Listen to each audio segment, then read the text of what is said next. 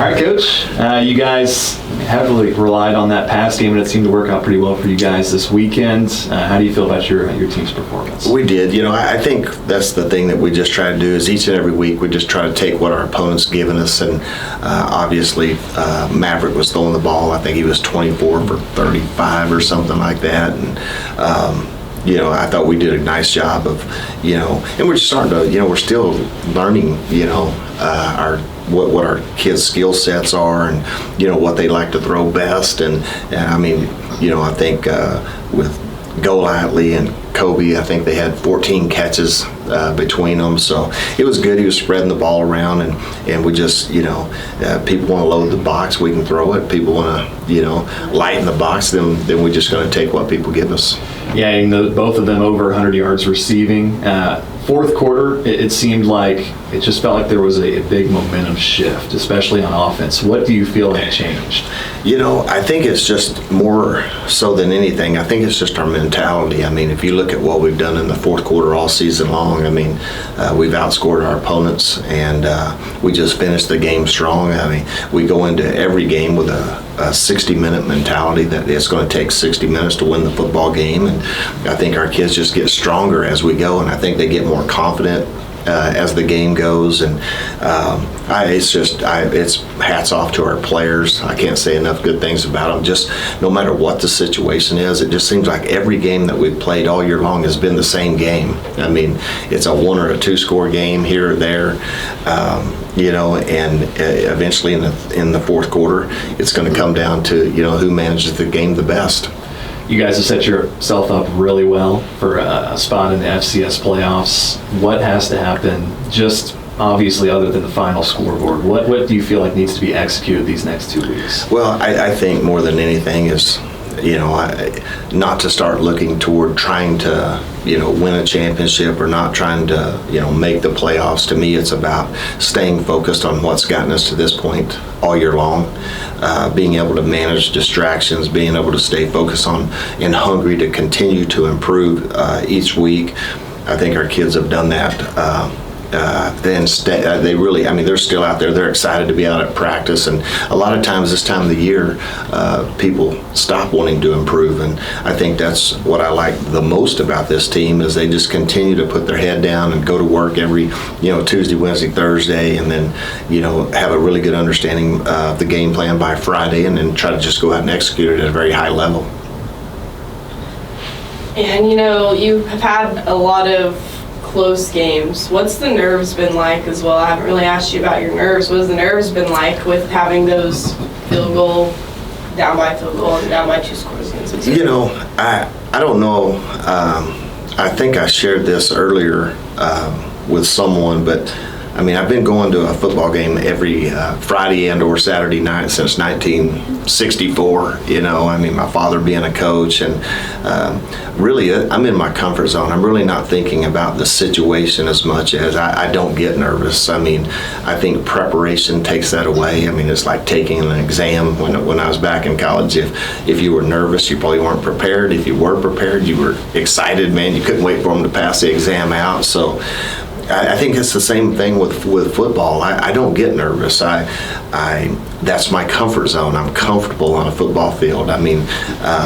I just think being raised up in that environment has just created a confidence and just I don't know how to explain it. I don't get caught up in being nervous or oh my goodness, we're down a field goal. We got it.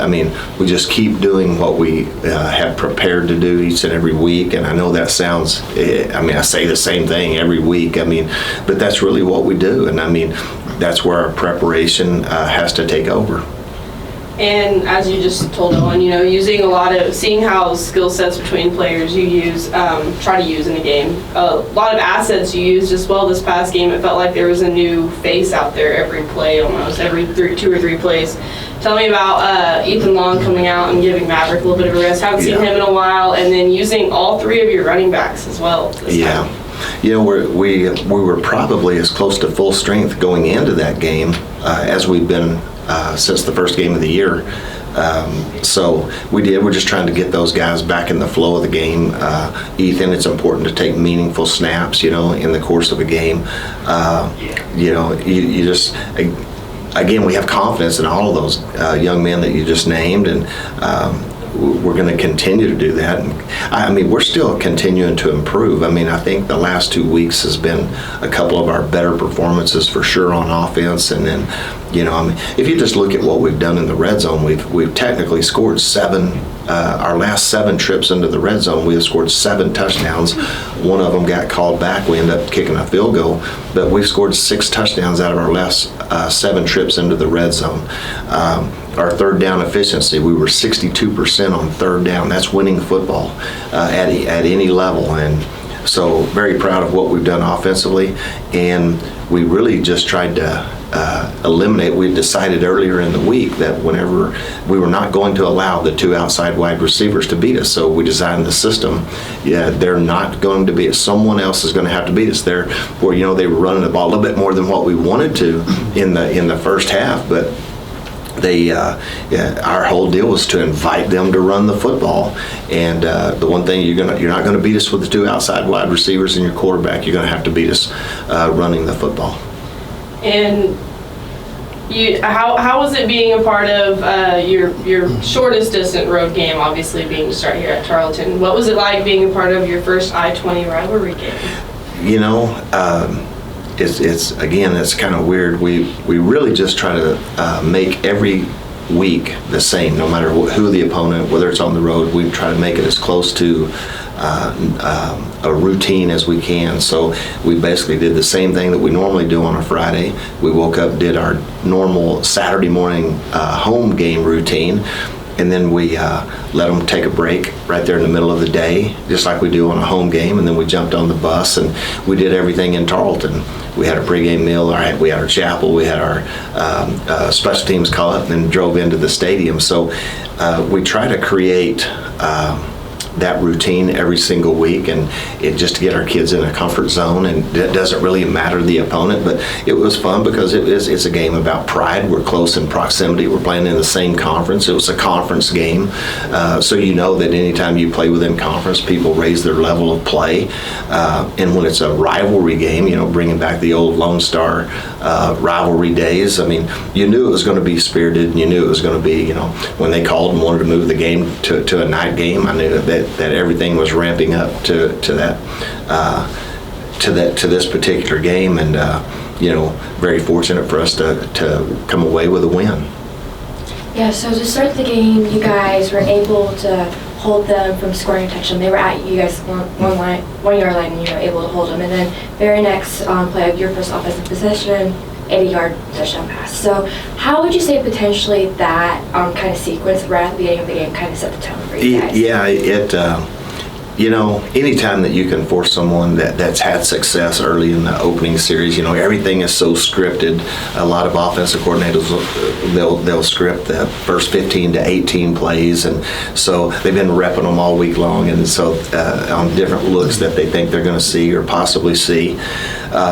So hats off to them. They had a great plan, and they were just going to take what we were giving them, and that was to run the football. And we had a lot of moving parts at linebacker, so a lot of people moving around, playing without Reese, and then Kirby Cohealy went down early, so it was a little bit shaky and a little bit loose there in the first part of the game, but you just don't panic. And this football team, it does not matter. It hadn't mattered if we're at Missouri, at Stephen F. Austin, on the road at North Dakota. They've always responded, when we get down, and they, for us to be able to go out there and then force the missed field goal after the drive all the way down in deep into our territory, it's kind of a confidence booster, and it kind of gets everyone a little bit into the game and excited, because it was different driving to the game on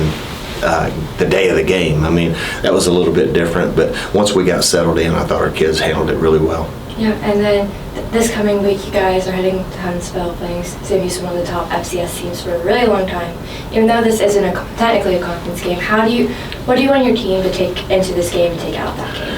Yeah, I mean, the same thing that we have all year long. We want to continue to improve and show improvement, and I think we're getting better each and every week. I think, now that we're getting healthier, I think we're able to continue to gel as a team and as a unit. For the first time, pretty much all year long, we got some momentum with our guys up front and the offensive line being able to play together. So I think that's very important, and I think that's why you see the growth that from our offensive side of the ball. Defensively, we got to get some guys back and at linebacker and settle in and continue to. I mean, we've played well. I mean, we didn't play. We held them. I mean, they had 390 yards and they scored. Obviously. 24 points, but that's pretty much what our guys have been doing all year long, holding people, in that 17 to 21 point range. And if you can do that, you're going to give yourself a chance to win. Real quickly, that last drive, running the ball was tough for you offensively. You mainly threw it to move it, but you needed to run it to milk the clock and to not give them the ball back. That's right. Well, and that's what I told them. I said, this is what championship teams are made of. That's 2 times this year in conference games, the very last series of the game when we had to have it against Southern Utah, against Tarleton the other night. We just were able to line up and just say, look, we're going to run the football and we're going to run the clock out, and that's what championship teams do. When you can do that and you can finish taking a knee, that's typically a positive. There's been typically a growing trend over the past several years on Election Day where there's an emphasis to help get the players have an opportunity to go and vote. I know it's a busy week, I know it's an important week, but how have you guys been able to help these guys get a chance to go vote? Yeah, that's a great question. We moved our off day to Tuesday instead of on Monday. Typically we give our players Monday off, and all we did was just flip those days. So everything we're going to do on Tuesday, typically we just moved it to this evening before the basketball game, and our preparation will just shifts a little bit, and we kind of modified that last week just to help prepare us for that. We pretty much worked off the same schedule a week ago, but yeah, we've encouraged all of our young men, hey, we're going to give you the day off, man. You got your academic responsibilities, and man, we strongly encourage everyone to go out and vote. That's what I was going to ask. Are you going to be at the basketball game tonight? I will be there. Hopefully I'll be on time. No, I'm looking forward to it. I got nothing but great respect for what Coach Tanner does with this program, and obviously I like him because he coaches defense hard. So. Thanks. Appreciate it, Coach.